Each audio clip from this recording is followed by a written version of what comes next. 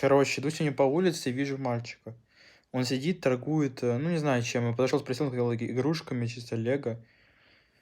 Ну, я его причем не в первый раз уже вижу там.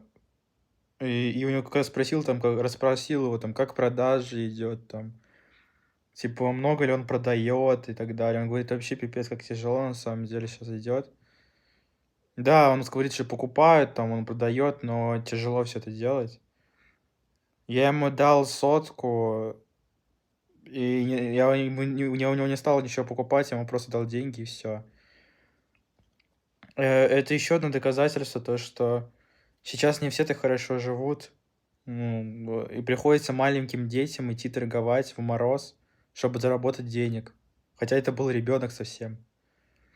Поэтому делайте добро людям, всегда помогайте людям. Вот. Даже копейки, любая копейка может помочь людям. Вот таким вот бедным, из бедных семей.